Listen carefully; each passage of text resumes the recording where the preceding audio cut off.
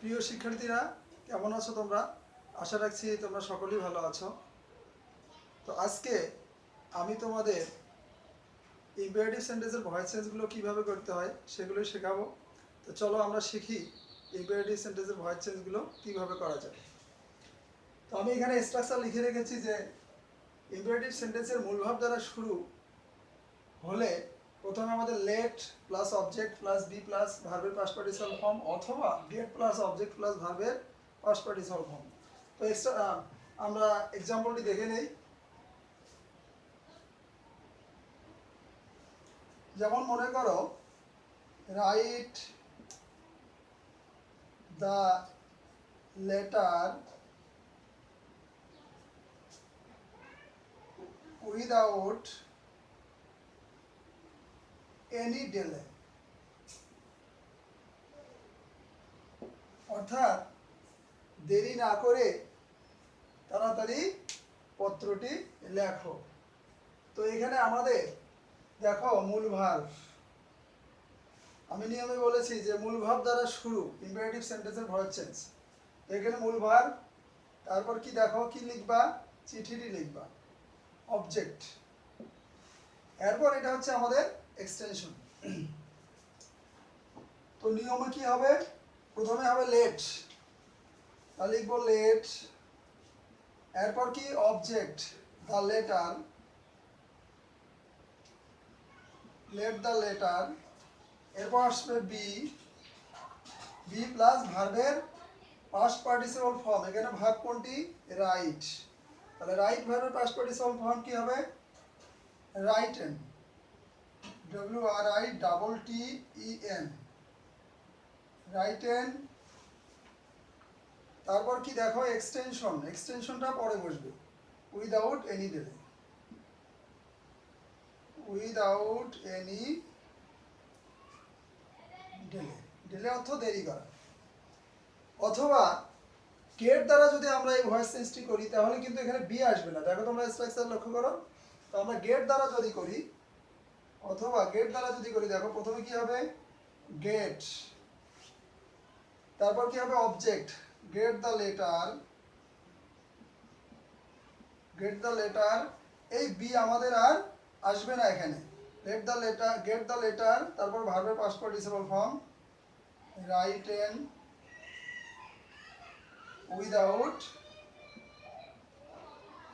Without any delay.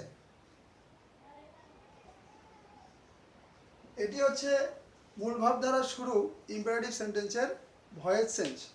আমরা এখন 2 নম্বর রুলে যাই। যদি ডু নট বা ডন্ট দ্বারা কোনো ইম্পারেটিভ সেন্টেন্স শুরু হয় তাহলে কিভাবে তার ভয়েস চেঞ্জ আমরা করব। এক্সাম্পল,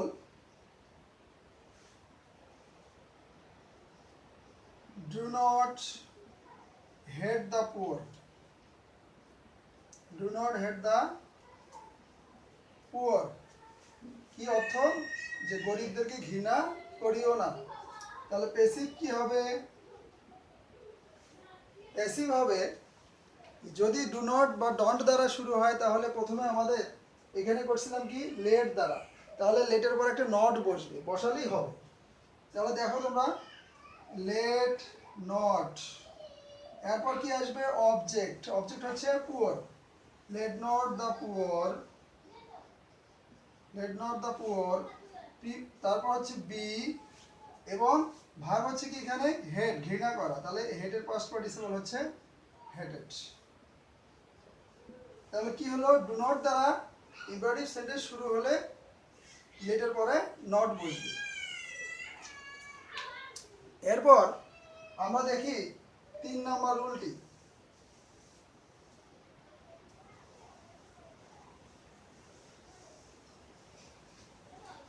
3 নম্বর রুলটি হচ্ছে, যদি লেটের পর পার্সোনাল অবজেক্ট থাকে, লেটের পর পার্সোনাল অবজেক্ট, তাহলে পার্সোনাল অবজেক্ট কোনগুলো, পার্সোনাল অবজেক্ট, আই এর অবজেক্ট কি হবে মি, উই এর অবজেক্ট আস, ইউ এর অবজেক্ট ইউ, হির অবজেক্ট হিম, শির অবজেক্ট হার, দের অবজেক্ট দেন। তোমরা অবশ্যই এগুলো জানো। তাহলে পার্সোনাল অবজেক্টগুলো হচ্ছে me, us, you, him, her, them এগুলো যদি থাকে লেটের পর, তাহলে সেটাকে আমরা কিভাবে ভয়েস চেঞ্জ করব? Let me do the work, আমাকে কাজটি করতে দাও। তাহলে দেখো তোমরা, লেটের পর আমাদের পার্সোনাল অবজেক্ট মি আছে, সেক্ষেত্রে ভয়েস চেঞ্জটা কি হবে? প্রথমে হবে লেট, এরপর আগের মতোই object let the work be, ভার্বের পাস্ট পার্টিসিপল ফর্ম কি হবে? ডন। এরপর একটা প্রিপজিশন আসবে, প্রিপজিশন হচ্ছে বাই, এরপরে এই পার্সোনাল অবজেক্ট। আবার বলছি যে লেটের পর যদি পার্সোনাল অবজেক্ট থাকে, তাহলে শেষে বাই প্লাস ওই পার্সোনাল অবজেক্টটি বসবে। এখন আমরা আরেকটা এক্সাম্পল দেখে নেই যে লেটের মূল ভার্বের পর যদি পার্সোনাল অবজেক্ট থাকে, মূল ভার্বের পর পার্সোনাল অবজেক্ট থাকলে সেটাতে আমরা কিভাবে ভয়েস চেঞ্জ করব? যেমন দেখো,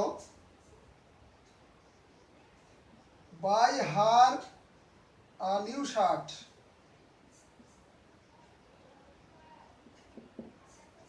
তাহলে এক্ষেত্রে আমাদের দেখো প্রথমে ছিল লেট, আর এখানে আছে কি মূল ভার্ব। তাহলে হচ্ছে মূল verb, object, personal object, personal object, এরপর হচ্ছে কি অবজেক্ট। সেক্ষেত্রে আমাদের কি হবে? প্রথমে হবে লেট, এরপর কি হবে object let a new shirt, let a new shirt be, এরপর হচ্ছে ভার্বের past participle form buy bought, bought B O U G H T, bought. এরপর তোমরা লক্ষ্য করো উপরে স্ট্রাকচারটি, যে লেটের পর পার্সোনাল অবজেক্ট মি থাকলে কি বসেছিলাম আমরা? বাই। কিন্তু মূল ভার্বের পর যদি পার্সোনাল অবজেক্ট থাকে, তাহলে এখানে ফর বসবে, বট, তাহলে এখানে বসবে প্রিপজিশন ফর হার। শিক্ষার্থীবৃন্দ, তোমরা অবশ্যই ব্যাপারটি বুঝতে পেরেছ যে লেটের পর যদি পার্সোনাল অবজেক্ট থাকে, তাহলে প্রিপজিশন হিসেবে বাই আসবে, আর লেটের পর মূল ভার্বের পর যদি পার্সোনাল অবজেক্ট থাকে, তাহলে প্রিপজিশন হিসেবে কি আসবে? ফর। এখন আমরা দেখব নেভার যুক্ত ইম্পারেটিভ সেন্টেন্সগুলোকে কিভাবে ভয়েস চেঞ্জ করতে হয়।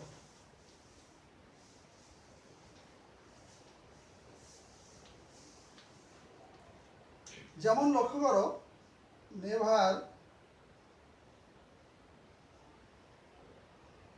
টেল আ লাই, কখনো মিথ্যা বলিও না। তখন প্রথমে কি হবে? আমাদের লেট থাকবেই, লেট, এরপর আসবে আমাদের never, let never, object a lie, এরপর বি, টেলের পাস্ট পার্টিসিপল টোল্ড। আমাদের স্ট্রাকচার কিন্তু চেঞ্জ হয়নি। তাহলে লেট নেভার আর লাই বি টোল্ড। যদি অলওয়েজ থাকে তাহলে কি করব আমরা? Always speak the truth. তখন কি হবে দেখো, let object the truth be, এই যে অলওয়েজ, আমরা নেভার বসিয়েছিলাম লেটের পরেই, কিন্তু অলওয়েজ কোথায় বসবে? বির পরে। বি অলওয়েজ, মূল ভার্বের পাস্ট পার্টিসিপল স্পোকেন।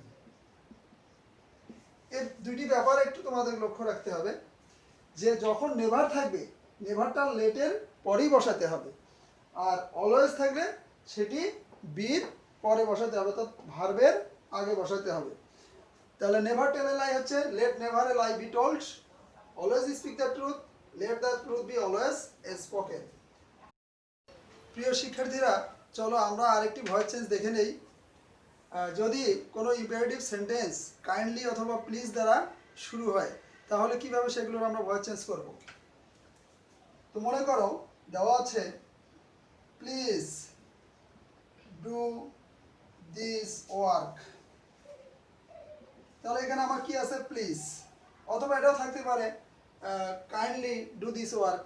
অর্থাৎ প্লিজ এবং কাইন্ডলি দ্বারা যদি কোনো ইম্পারেটিভ সেন্টেন্স শুরু হয়, সেক্ষেত্রে প্লিজের স্থলে অথবা কাইন্ডলির স্থলে ইউ আর রিকোয়েস্টেড টু কথাটি বসিয়ে দিলেই তোমাদের ভয়েস চেঞ্জটি হয়ে যাবে। তাহলে প্লিজের স্থলে আমরা কি বসাবো,